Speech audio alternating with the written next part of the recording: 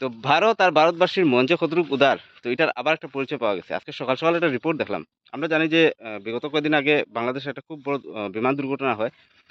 বাংলাদেশের ঢাকার আ milestone school and কলেজের উপরে একটা ফ্লাইট অ্যাক্সিডেন্ট হয় এবং এই ফ্লাইট অ্যাক্সিডেন্টের পরে কিন্তু অনেক শিশু, অনেক বয়স্ক মানুষও মারা যায় এবং তারপর থেকে কিন্তু বাংলাদেশে প্রচুর একটা উত্তপ্ত পরিবেশ, প্রচুর পরিমাণে মানে প্রতিবাদ চলে, আন্দোলন চলে। এটা কেন হইলো? এটার লাগি দায়ী কে? তো যাই হোক, এই সময়ের মধ্যে মানে একটা পার্শ্ববর্তী দেশের একটা সাহায্যের খুব দরকার।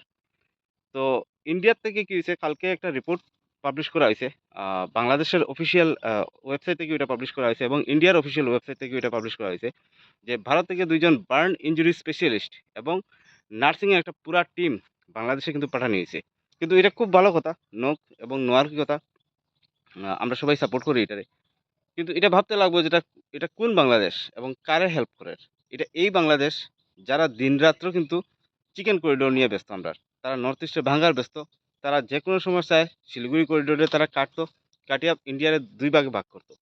তো এরকম একটা বিকৃত মানসিকতার দেশেও কিন্তু ভারত ভুলছে না এবং মানে যখন দরকার আছিল, যখন নিড, তখন কিন্তু ভারত সরকার তারা সাহায্য করে। তো এই জিনিসটা বাংলাদেশ কেনে বারবার ভুলে যায়? এটাই হচ্ছে আমার প্রশ্ন। তারা কেনে ভারতের সাথে সুসম্পর্ক মেইনটেইন করতে পারে না? ভারত কি এই বাংলাদেশে পাঠাইছে?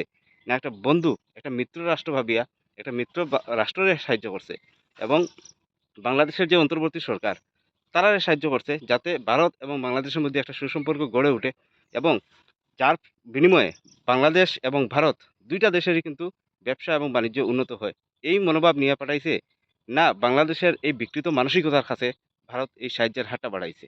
তো এটা আমার একটা বিশাল একটা প্রশ্ন। আপনারা এটা পারলে একটু কমেন্টে জানাইবা যে ভারতের এই পদক্ষেপটা নেওয়া আপনার কিরকম লাগছে?